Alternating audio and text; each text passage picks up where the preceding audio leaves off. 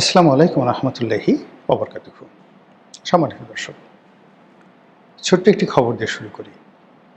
নতুন সরকার ক্ষমতা আসার পরে প্রথম বিদেশি মুদ্রার যে রিজার্ভ কেন্দ্রীয় ব্যাংকের, সেটি ৩০ বিলিয়ন ছাড়িয়ে আজকের দিন পর্যন্ত ৩৫ বিলিয়নে পৌঁছে গেছে। আপনারা জানেন যে ডক্টর মোহাম্মদ ইউনূসের জামানাতে এটি কমতে কমতে একটা সময় ২২ বিলিয়ন ডলারে চলে এসেছিল।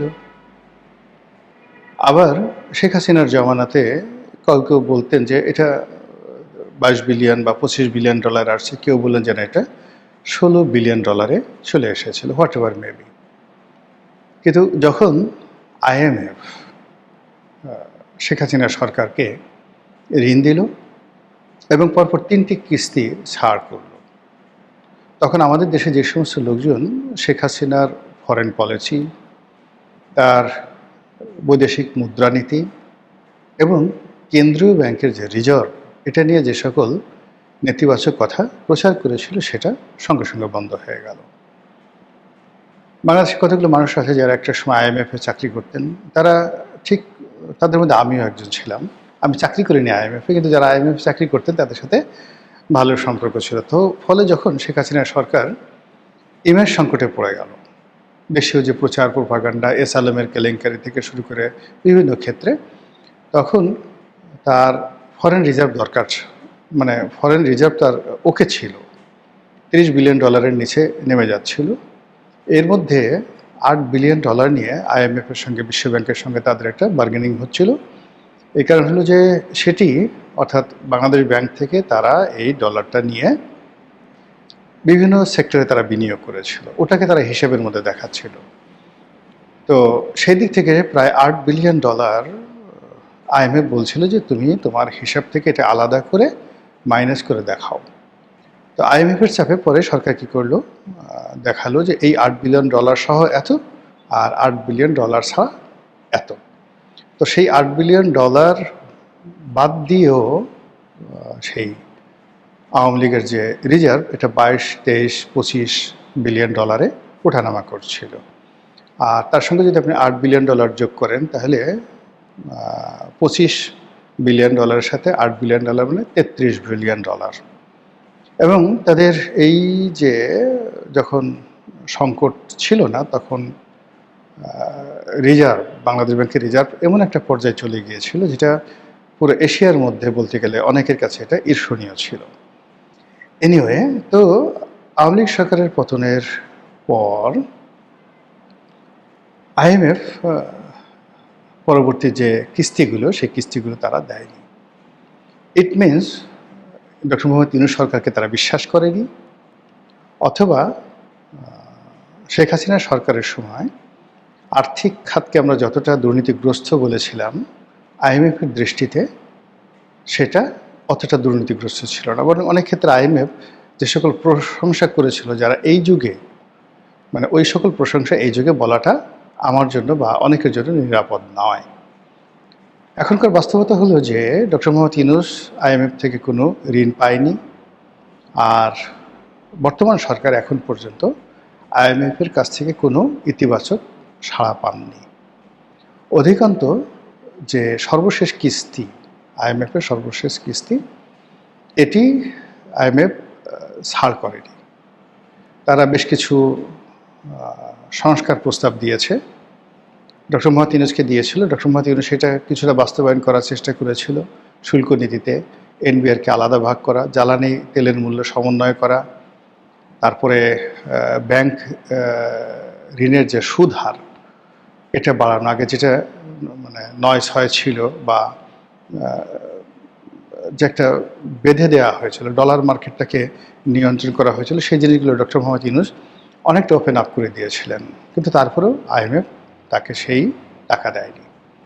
আবার বর্তমান সরকার ক্ষমতা আসার পর সবাই ভেবেছিল যে আইএমএফ এবার টাকা দেবে, আর নতুন করে টাকা দেবে, কিন্তু বাস্তবে এখনও পর্যন্ত তার কোনো প্রতিফল পাওয়া যায়নি। তারা সরকারের সঙ্গে নতুন করে বসবে, আবার বাংলাদেশে আসবে। আমি যখন ভিডিওটি করছি তখন বিশ্বব্যাংকের সঙ্গে, আইএমএফের সঙ্গে, অন্যান্য দাতা সংস্থার সঙ্গে বৈঠকের জন্য অর্থমন্ত্রী আমির খসরু মাহমুদ চৌধুরী তার বিরাট বহর নিয়ে তিনি আমেরিকাতে আছেন। কিন্তু যতটুকু তাদের যে ছায়াছবি দেখেছি, অভিব্যক্তি দেখেছি, এখনো পর্যন্ত সেখান থেকে কোনো ভালো ফলাফল আসেনি। এদিকে যেটি হলো যে তেল কেনার জন্য সামনে ৩ মাস, ৪ মাস, ৫ মাস তেল কেনার জন্য সরকারের কম করে হলেও অতিরিক্ত $4 বিলিয়ন তাদের লাগবে। এই $4 বিলিয়ন হয়তো তার অভ্যন্তরীণ খাত থেকে $2 বিলিয়ন তারা দিতে পারবে, বাকি $2 বিলিয়ন তারা এখন ঋণ হিসাবে চাচ্ছে। IMF-এর কাছে তারা চেয়েছিল। IMF তো বললাম যে অতিরিক্ত $2 বিলিয়ন তেল কেনার জন্য দেওয়া তো দূরের কথা, তারা যে লোনটি আওয়ামী লীগ জমানাতে দিয়েছিল সম্ভবত $4.5 বিলিয়ন, সেটার যে কিস্তি, শেষ কিস্তি বা পরবর্তী কিস্তি তারা এখনও ছাড় করাচ্ছে না। এদিকে জাপান এই যে চলমান যে ফুয়েল সংকট, এটাকে দূর করার জন্য এশিয়ার বিভিন্ন দরিদ্র রাষ্ট্র, তাদের বন্ধু রাষ্ট্র, তাদেরকে আর্থিকভাবে সহযোগিতা করার জন্য $10 বিলিয়ন একটা ফান্ড তারা তৈরি করেছে। এখন এই $10 বিলিয়ন বিভিন্ন রাষ্ট্রকে তারা দেবে, হাওলাত হিসেবে দেবে না ডোনেটেশন হিসেবে দেবে, এটা এখনো পর্যন্ত স্পষ্ট নয়। তাদের কথা হলো যে এটা অনেকটা CSR-এর মতো। তাদের পার্টনাররা যদি বিপদে পড়ে, প্রায় সব দেশেই জাপানের বিনিয়োগ আছে, আমাদের বাংলাদেশেও বিনিয়োগ আছে, বাংলাদেশে হাজার হাজার কোটি টাকার বিনিয়োগ, জাপানি বিনিয়োগ আছে, ইপিজেটে বিনিয়োগ আছে। এখন যদি ফুয়েল না থেকে, তেল না থেকে, সেই শিল্প কলকারখানাগুলো ধ্বংস হয়ে যাবে। জাপানের শেয়ার মার্কেটে সেটার প্রতিফল মানে তারা পাবে। এই জন্য তাদের বন্ধু রাষ্ট্র, যে সকল রাষ্ট্রে তাদের ব্যবসা বাণিজ্য রয়েছে, সে সকল রাষ্ট্রে যেন ফুয়েল কিনতে গিয়ে তারা বিপদে না পড়ে, এই জন্য তারা $10 বিলিয়ন একটি ফান্ড তৈরি করেছে। এবং এটার একটা বৈঠক হচ্ছিল, এবং সেই বৈঠকে বাংলাদেশের প্রধানমন্ত্রী সরাসরি সেখানে অ্যাপিল করেছে যে বাংলাদেশকে যেন $2 বিলিয়ন দেওয়া হয়, অর্থাৎ $10 বিলিয়ন এশিয়ার সব দেশের জন্য, তার মধ্যে বাংলাদেশে $2 বিলিয়ন চাচ্ছে। এটা যে অসম্ভব, এটা যে কোনো মানুষ বুঝতে পারে। যদি জাপান বাংলাদেশকে দেয়ও, আমার কাছে মনে হচ্ছে না যে $2 মিলিয়ন বেশি, অর্থাৎ $20 লাখ বেশি সেখানে দেয়া হবে। তো হায়ারাস যদি এখানে $20 লাখ বা $2 মিলিয়ন দেওয়া হয়, তো সেখানে $2 বিলিয়ন মানে কত টাকা? অনেক টাকা। আর কি অংশ কিন্তু বাংলাদেশ পাচ্ছে না। তাহলে বাংলাদেশ এই ফুয়েল ক্রাইসিস মোকাবেলা করতে পারবে কিভাবে? তাকে এই যে আমাদের যে ফরেন রিজার্ভ আছে, সেই রিজার্ভের টাকা খরচ করে দিতে হবে। কিন্তু রিজার্ভের টাকা কিন্তু ইচ্ছে করলেই তারা খরচ করতে পারে না। রিজার্ভের টাকা খরচ করার একটা নিয়ম আছে। এই যেমন রিজার্ভ কারা পাঠিয়েছে, বিদেশ থেকে যারা আমাদের শ্রমিক ভাই আছেন, প্রবাসী ভাই আছেন, তারা পাঠালেন। তো $4 বিলিয়ন তারা পাঠিয়েছে। এই $4 বিলিয়ন বাংলাদেশ ব্যাংক তাদের রিজার্ভে যুক্ত করেছে, করে এই $4 বিলিয়ন সমপর্যায়ের বাংলা টাকা, মানে 4-12 48,000 কোটি টাকা তারা এই সাধারণ তাদের আত্মীয় স্বজন যারা বাংলাদেশে আছে বা তাদের প্রবাসীদের যে সকল অ্যাকাউন্ট আছে সেখানে তারা দিয়ে দিয়েছে। তাহলে কি হলো, এই যে টাকাটা সে ফরেন রিজার্ভ হিসেবে রেখে দিয়েছে, তার এগেনস্টে বাংলা টাকা সে দিয়ে দিয়েছে। আবার এই যে বাংলা টাকাটা ট্রানজ্যাকশন করে বিভিন্ন গার্মেন্টস কোম্পানি, তারা আবার স্টাফদের স্যালারি দিচ্ছে, স্যালারি দিয়ে তারা আবার যে আমদানি করছে, সেই আমদানি ব্যয়ে, মানে এই যে আমদানিকারক বা রপ্তানিকারক, এই যে যারা বাংলাদেশে লোকাল টাকা খরচ করছে, তাদের এগেনস্টে যে ফরেন ডেপ্ট আছে, সেই ডেপ্টটা তারা ওই ব্যাংকিং চ্যানেলের মাধ্যমে তারা সেই বাংলাদেশ ব্যাংক থেকে ডলার নিয়ে তারা সেই ডলারটা পরিশোধ করছে। ফলে it's a balance of payment. মানে এখানে বাংলাদেশ ইচ্ছে করলে সেই $35 বিলিয়ন যেটা এখন এই মুহূর্তে আছে, সেখান থেকে একটা পয়সা তারা খরচ করতে পারবে না। শেখ হাসিনার জমানাতে তাদের একক একটা কর্তৃত্ব ছিল, এবং এটা নিয়ে তাদের IMF-এর সাথে অনেক গণ্ডগোল হয়েছিল যে ওই রিজার্ভ থেকে তারা $8 বিলিয়ন সরিয়ে অন্য একটা সেক্টরে খরচ করেছিল। এখন সরকার চেষ্টা করলো $8 বিলিয়ন তো দরের কথা, $8 মিলিয়ন ওখান থেকে বের করতে পারবে না। এর কারণ হলো যে এই যে $35 বিলিয়ন, এই $35 বিলিয়ন এগেনস্টে এই যে এক্সপোর্টারদের টাকা আছে, ইম্পোর্টারদের টাকা আছে, তারপরে যারা ফরেন রেমিটেন্স করেছে তাদের টাকা আছে। ফলে প্রত্যেকটা টাকার এগেনস্টেই এই মানে যাকে বলা হয় বৈদেশিক মুদ্রা সংশ্লিষ্ট পক্ষকে পরিশোধ করতে হবে কেন্দ্রীয় ব্যাংকে। ফলে এখান থেকে আলাদা করে যদি তারেক রহমান সাহেব চানো যে $2 বিলিয়ন আমাকে দেন, এই $2 বিলিয়ন দিয়ে আমি কিন্তু তেল আমদানি করব, না, তাকে যে কাজটা করতে হবে সেটি হলো এই $2 বিলিয়ন যে তেল, সেই তেলের যে টাকা, সেই টাকাটা আগে কেন্দ্রীয় ব্যাংকে বাংলা টাকা জমা দিতে হবে।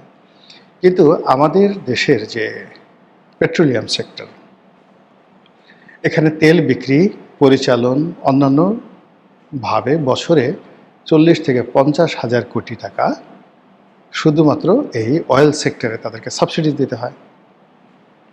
তাহলে কি হলো যে প্রতি মাসে তেল আমদানি করতে যদি তার $10 বিলিয়ন বা $5 বিলিয়ন সে ব্যয় করে, তার অ্যাগেনস্টে সে যে বাংলা টাকা পায় সেখানে সাবসিডিজ দেওয়ার পরে প্রতি মাসে যদি গড়ে 5,000 কোটি টাকা তার লস হয়, বছরে 60,000 কোটি টাকা ধরা হয়, তাহলে এই 5,000 কোটি টাকা সে ভর্তুকি যদি তাকে ডলারে দিতে হয়, তাহলে ওই যে IMF থেকে তাকে অতিরিক্ত লোন এনে এই ডলারের জায়গাটা পূর্ণ করতে হবে।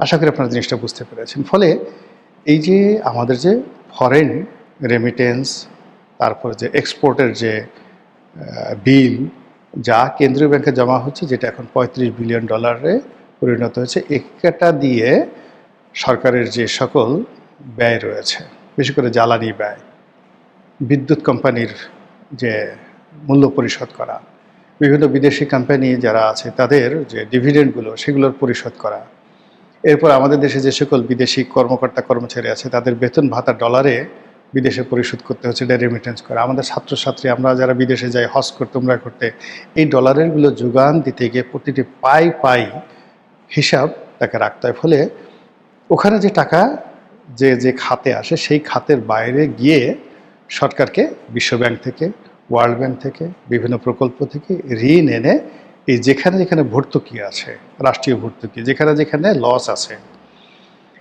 যেখানে যেখানে প্রকল্প ফেল করেছে, যেমন ধরুন বাংলাদেশের একটা কোম্পানি ধরেন ওয়ালটন। এখন ওয়ালটন কি করলো, জার্মানির একটা ব্যাংক থেকে সে $1 বিলিয়ন প্রাইভেট লোন এনেছে। তো এই প্রাইভেট লোন আনছে, এনে সেটা গ্যারান্টি দিতে হয়েছে ধরুন জনতা ব্যাংকে। এখন ওয়ালটন ফেল করলো লোনটা দিতে, তখন জনতা ব্যাংকে এই $1 বিলিয়ন দিতে হবে। এখন জনতা ব্যাংক এই টাকা কি করলো, সে বাংলাদেশ ব্যাংক থেকে এইভাবে হিসাবের বাইরে গিয়ে তাকে এই টাকাটা বাংলাদেশ ব্যাংকে দিতে হচ্ছে। তখন এই যে